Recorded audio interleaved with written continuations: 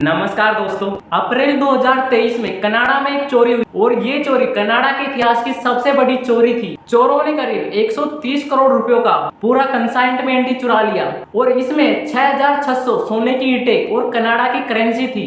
तो दोस्तों इसे समझते हैं शुरू से, आखिर क्या हुआ, कैसे हुआ। सोने की चोरी पर बहुत सारी फिल्में बनी हैं। कई ऐसे मामले सामने आए हैं जब चोरों ने ज्वेलरी की दुकानों से लाखों रुपयों का माल साफ कर दिया। लेकिन क्या सोने की ईंटों से भरे कंसाइनमेंट को ही चुराया जा सकता है? और वह तब जब वो पूरा कंसाइनमेंट हाई सिक्योरिटी के बीच में रखा हो। एक ऐसा मामला अप्रैल 2023 में सामने आया जब चोरों ने कनाडा में सबसे बड़ी सोने की चोरी को अंजाम दिया।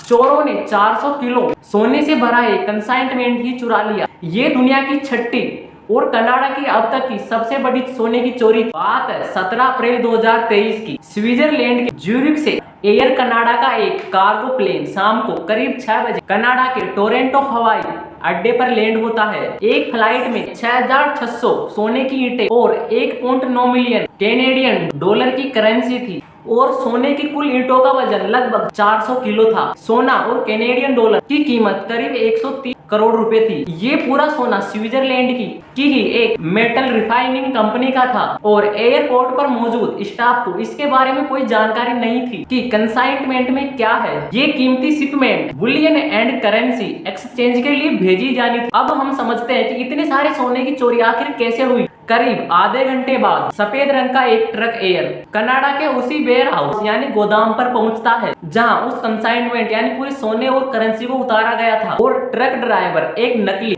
एयर बिल लेकर आया और उसने ये बिल वेयर हाउस स्टाफ को बताया। उस ट्रक ड्राइवर ने वेयर हाउस के स्टाफ को बताया कि ज्यूरिख से भेजे गए इस शिपमेंट में दुनिया के बेहतरीन किस्म के सी फूड है और वो सी फूड वाले शिपमेंट को लेने आया है। और ये दस्तावेज पूरी तरह फर्जी थे, लेकिन स्टाफ को उस पर कोई शक नहीं हुआ और पूरा शिपमेंट उसी ट्रक ड्राइवर को सौंप दिया। और कुछ ही देर बाद वह ट्रक सुरक्षाओं को पार करता हुआ लापता हो जाता है और असली खेल शुरू होता है रात 9:30 यानी शिपमेंट चोरी होने के करीब 3 घंटे बाद रात 9:30 बजे उस शिपमेंट को रिसीव करने ब्रिंक सिक्योरिटी नामक एक कंपनी का बंद ट्रक उसी वेयर हाउस पहुंचता है। उस पूरे शिपमेंट को वैंकूवर के बुलियन एंड करेंसी एक्सचेंज तक पहुंचाया जाना था। एयर कनाडा के वेयर हाउस में मौजूद लोगों को तब जोर का झटका लगा जब वेयर हाउस के स्टाफ लोगों ने शिपमेंट को ढूंढने की कोशिश की और वो नहीं मिला। तब उन सबको पता चलता उस शिपमेंट को एक सफेद ट्रक सी फूड के नाम पर चुरा ले गया। 18 अप्रैल 2023 की रात 2:43 पर पुलिस को सूचना दी जाती है और इसके बाद पुलिस मामले की जांच को शुरू करती है और पुलिस ने सफेद ट्रक को ढूंढने और चोरों को पकड़ने के लिए ऑपरेशन की शुरुआत करते हैं और इस ऑपरेशन का नाम वो रखते हैं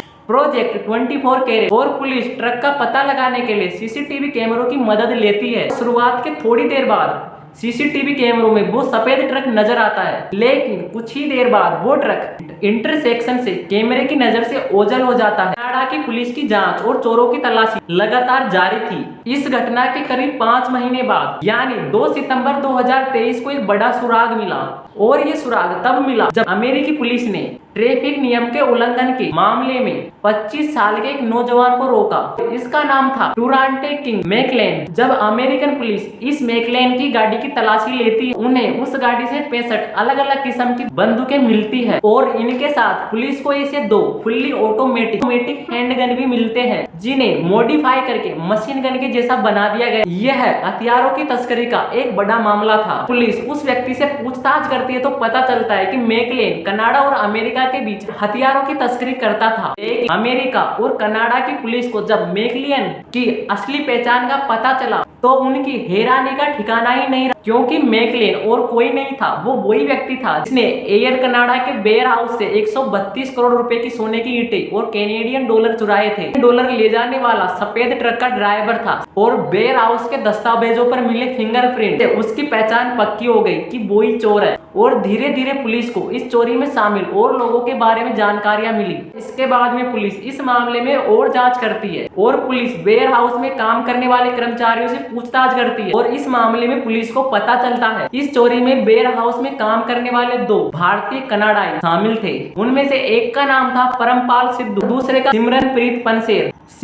इस घटना के बाद वेयर हाउस के मैनेजर पद से इस्तीफा दे दिया और इस मामले में परमपाल सिद्धू का दोस्त अर्चित ग्रोवर भी वांटेड था। वो इस घटना के बाद भारत चला गया, लेकिन भारत से लौटने के बाद इसे गिरफ्तार कर लिया। पुलिस के मुताबिक इस चोरी में पूरे 9 लोग शामिल थे और इस चोरी में कुछ भारतीयों के नाम भी सामने आए। पुलिस ने अब तक इस मामले में 6 लोगों को गिरफ्तार किया। इनमें से 5 लोगों को कनाडा से ही गिरफ्तार किया गया और वहीं पर सफेद ट्रक के ड्राइवर को अमेरिका की पुलिस ने पकड़ा था। पूछताछ में सामने आया कि इस डकैती की प्रेरणा नेटफ्लिक्स की मशहूर वेब सीरीज मनी हाइस्ट से मिली थी। कोई ईंटों पर सीरियल नंबर थे, इसलिए उन्हें बाजार में बेचना मुश्किल था। चोरों ने उन्हें पिघलाया और एक नए रूप में ढाल दिया। अभी तक पुलिस को सिर्फ 6 ब्रेसलेट और कुछ उपकरण ही मिल पाए। इनकी कीमत करीब 53 लाख रुपए थी। लोगों का मानना है कि इन्होंने सोने को पिघलाकर सोने का इस्तेमाल वेडिंग रिंग्स, इन्वेस्टमेंट्स, कॉइन्स यानी सोने के सिक्के, आर्ट्स पीस, सोने के दांत, इन चीजों में इन्होंने सोने का यूज किया। या फिर हो सकता है पिघलाए हुए सोने को फिर से ईंटों के रूप में ढाल दिया हो ताकि उनकी पहचान करना मुश्किल हो जाए। और वहीं पर कनाडा की पुलिस के अनुसार इस चोरी के दौरान चुराया गया सारा सोना भारत पहुंच गया होगा। कनाडा की मीडिया की रिपोर्ट्स के अनुसार पुलिस सर्विस बोर्ड की एक मीटिंग के अनुसार सामने आया था कि इस सोने को दोबारा हासिल नहीं